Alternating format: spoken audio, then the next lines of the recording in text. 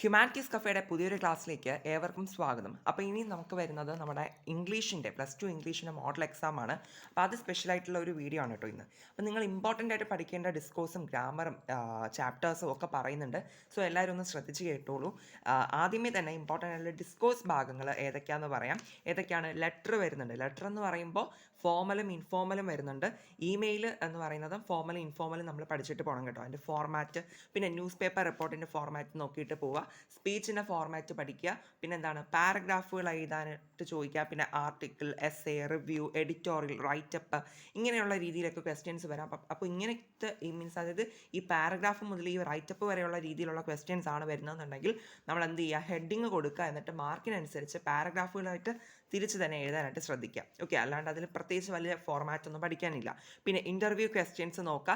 Interview questions പഠിക്കുമ്പോൾ അതിൻ്റെ answers കൂടി എങ്ങനെ എഴുതാം എന്നുള്ളൊരു ഐഡിയ കൂടി വേണം. കാരണം ചിലപ്പോഴൊക്കെ ആൻസേഴ്സ് കൂടി എഴുതാൻ വേണ്ടിയിട്ട് ചോദിക്കാറുണ്ട് കേട്ടോ. ക്വസ്റ്റ്യൻസ് മാത്രമല്ല, ആൻസേഴ്സ് കൂടി. അപ്പോൾ അത് നിങ്ങളൊന്ന് ശ്രദ്ധിച്ചോളാം. പിന്നെ ബ്ലർബിൻ്റെ ഫോർമാറ്റ്, ബ്ലോഗ്, പിന്നെന്താണ് അനൗൺസ്മെൻറ്റ്. പിന്നെ അതുപോലെ തന്നെ ഏറ്റവും ഇമ്പോർട്ടൻ്റ് ആണ്, നമുക്ക് 8 മാർക്കിന് എല്ലായ്പ്പോഴും വരുന്ന ഒരു ക്വസ്റ്റ്യൻ ആണ് ആപ്ലിക്കേഷൻ ലെറ്റർ ആൻഡ് റെസ്യൂം. അല്ലേ, അത് നിങ്ങൾക്ക് എല്ലാവർക്കും അറിയാം. അതിൻ്റെ ഫോർമാറ്റ് കൃത്യമായിട്ട് പഠിക്കുക. പിന്നെന്താണ് ഇൻട്രൊഡക്ടറി സ്പീച്ച്, അതായത് എന്തെങ്കിലും ഒരു ഫംഗ്ഷനിലോട്ട് ഒരു വ്യക്തിയെ ഇൻട്രൊഡ്യൂസ് ചെയ്തുകൊണ്ടുള്ള സ്പീച്ചാണ് ഇൻട്രൊഡക്ടറി സ്പീച്ച് എന്ന് പറയുന്നത്. ഓക്കെ, സ്പീച്ച് പോലെ തന്നെയാണ്, ഏകദേശം ചെറിയ ഡിഫറൻസേ ഉള്ളൂ. അപ്പോൾ അതിൻ്റെ ഫോർമാറ്റ് നിങ്ങൾ പഠിക്കുക. പിന്നെ പാനൽ ഡിസ്കഷൻ റിലേറ്റ് ചെയ്തിട്ട് ഒരു ക്വസ്റ്റ്യൻ വരാറുണ്ട്. പിന്നെന്താണ് സെമിനാർ റിപ്പോർട്ട്, ഒരു സെമിനാർ കണ്ടക്ട് ചെയ്തു, അതിൻ്റെ റിപ്പോർട്ട് എഴുതാൻ വേണ്ടിയിട്ടൊന്ന് ആ ഒരു നിലയ്ക്ക് ചോദിക്കാറുണ്ട്. പിന്നെന്താണ് ക്യാരക്ടർ സ്കെച്ച്, നമുക്കറിയാം ഇമ്പോർട്ടൻ്റ് ആണ്. ഒരു ക്യാരക്ടർ സ്കെച്ച് എന്തായാലും ആരെങ്കിലും കാണും. പിന്നെന്താണ് അപ്രീസിയേഷനും 8 മാർക്കിന് ഷുവറായിട്ട് ചോദിക്കുന്ന ഒരു ക്വസ്റ്റ്യൻ തന്നെയാണ്. ഏതെങ്കിലും ഒരു നമുക്ക് അറിഞ്ഞൂടാത്ത പോയം തന്നിട്ടുണ്ടാവും. പിന്നെന്താണ് നമുക്ക് പഠിച്ചിട്ടുള്ള ഏതെങ്കിലും ഒരു പോയമായിട്ട് കമ്പയർ ചെയ്തിട്ടൊക്കെ എഴുതാൻ വേണ്ടിയിട്ടായിരിക്കും ചോദിക്കുന്നുണ്ടാവുക. പിന്നെ ഫോർ ആൻഡ് അഗെയിൻസ്റ്റ്, അല്ലേ, ഒരു സ്റ്റേറ്റ്മെൻറ്റിനോട് എന്താണ് അതിനോട് അനുകൂലിച്ചും പ്രതികൂലിച്ചും എഴുതുന്ന രീതിയിലാണ്. അപ്പോൾ നിങ്ങൾ ഇത്രയും നോക്കുക. ഇതിൽ നമ്മുടെ ചാനലിൽ വീഡിയോ അപ്ലോഡ് ചെയ്തിട്ടുള്ളത് ലെറ്ററിൻ്റെയും ഇമെയിലിൻ്റെയും അതുപോലെ തന്നെ ന്യൂസ് റിപ്പോർട്ടിൻ്റെയൊക്കെ വീഡിയോസ് ഞാൻ ചെയ്തിട്ടുണ്ട്.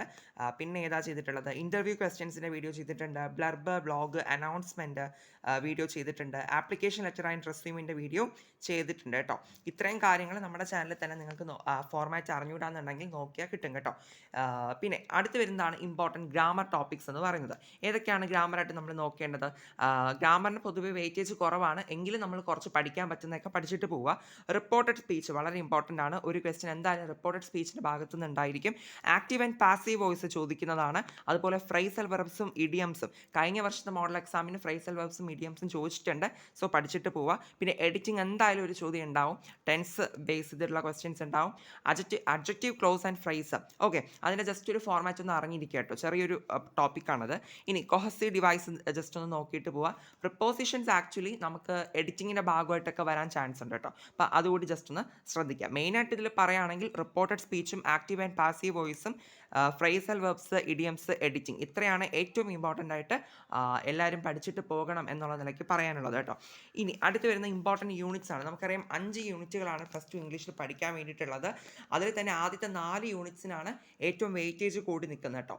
5ാമത്തെ യൂണിറ്റിൽ നിന്ന് ക്വസ്റ്റ്യൻസ് വരാറുണ്ട്, പക്ഷേ കമ്പാരിറ്റീവ്ലി വെയിറ്റേജ് കുറവാണ്. അത്രയേ ഉള്ളൂ വ്യത്യാസം. ഞാൻ വെയിറ്റേജിൻ്റെ വീഡിയോ ചെയ്തിട്ടുണ്ട് കേട്ടോ. അപ്പോൾ എന്തായാലും നിങ്ങൾ ഫസ്റ്റിലോട്ടുള്ള യൂണിറ്റ്സുകൾക്ക് വളരെ ഇമ്പോർട്ടൻസ് കൊടുത്ത് പഠിക്കുക. കാരണം ഫസ്റ്റത്തെ യൂണിറ്റിൽ നിന്നൊക്കെയാണ് കൂടുതലായിട്ടും 8 മാർക്കിൻ്റെയൊക്കെ ക്വസ്റ്റ്യൻസും വരുന്നത്. ഓക്കെ, എന്ന് പറഞ്ഞ് 5ാമത്തെ യൂണിറ്റ് സ്കിപ്പ് ചെയ്യാനല്ല, അതും വായിച്ച് വെച്ചിട്ടുണ്ടാവണം. ഫസ്റ്റിലത്തെ യൂണിറ്റ്സ് കുറേ കൂടി ആഴത്തിൽ പഠിക്കാനായിട്ട് ശ്രദ്ധിക്കുക. അത്രയേ ഉള്ളൂ കാര്യം. ഇനി ക്യാരക്ടർ സ്കെറ്റ്സ് ഏതൊക്കെ പഠിക്കണമെന്ന് ചോദിച്ചിട്ടുണ്ടെങ്കിൽ നമ്മുടെ നൊമിതയുടെ, അതായത് മാച്ച് ബോക്സ് എന്ന് പറയുന്ന ചാപ്റ്റർ ഉണ്ടല്ലോ, 3ാമത്തെ പാഠം. അപ്പോൾ ആ ഒരു ചാപ്റ്റർ റിലേറ്റ് ചെയ്തിട്ട് നൊമിതയുടെ ക്യാരക്ടർ സ്കെച്ചും അതുപോലെ തന്നെ അജിത്തിൻ്റെ ക്യാരക്ടർ സ്കെച്ചും പഠിച്ചിട്ട് പോവുക. പിന്നെ നമ്മുടെ അവർ ഓഫ് ട്രൂത്ത് എന്ന് പറയുന്ന ചാപ്റ്റർ റിലേറ്റ് ചെയ്തിട്ട് റോബർട്ട് ബാൽവിൻ്റെ ക്യാരക്ടർ സ്കെച്ച് എന്തൊക്കെ അത് പഠിച്ചിട്ട് പോകണം. പിന്നെ നമ്മുടെ ലേഡി അസിസ്റ്റൻറ്റ്, ഇത് ലാസ്റ്റത്തെ ചാപ്റ്ററാണ്.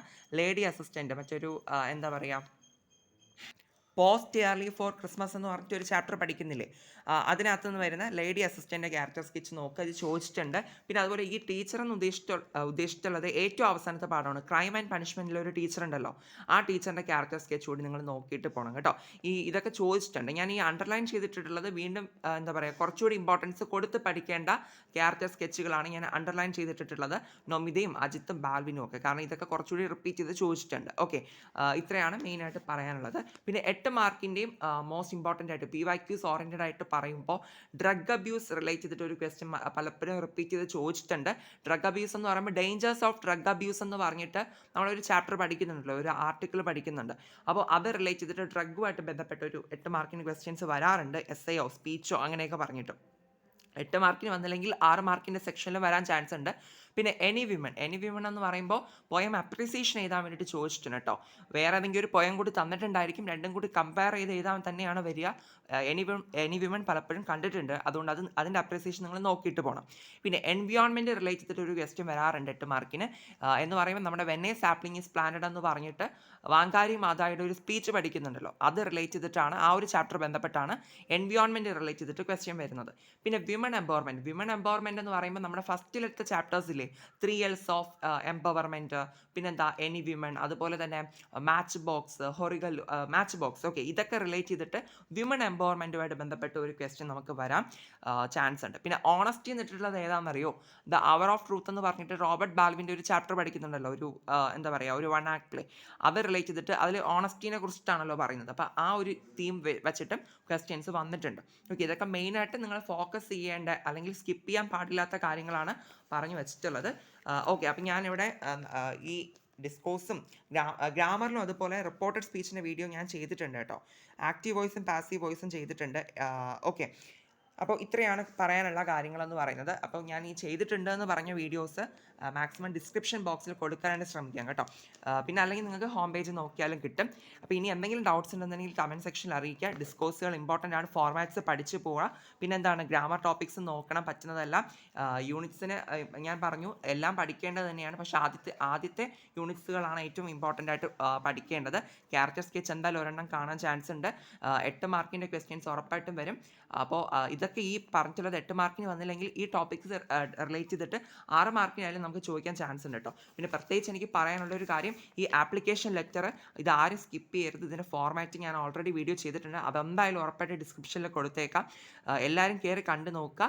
ഫോർമാറ്റ് പഠിച്ചിട്ട് പോയാൽ ക്വസ്റ്റ്യൻ അനുസരിച്ച് എഴുതി കഴിഞ്ഞാൽ 8 മാർക്ക് നന്നായിട്ട് എല്ലാ കുട്ടികൾക്കും മേടിക്കാൻ പറ്റുന്നതാണ്. ആപ്ലിക്കേഷൻ ലെറ്റർ ആൻഡ് റെസ്യൂം എന്താക്കരുത്, നിങ്ങൾ സ്കിപ്പ് ചെയ്യരുത്. പിന്നെ അതുപോലെ തന്നെ അപ്രീസിയേഷനും, ഇതൊക്കെ നമുക്ക് മോസ്റ്റ് എന്താ പറയുക ഷുവറായിട്ട് ചോദിക്കുന്ന കാര്യങ്ങളാണ്, അതും 8 മാർക്കിന്. ഓക്കെ, അപ്പോൾ അതുകൊണ്ട് തന്നെ സ്കിപ്പ് ചെയ്യരുത്.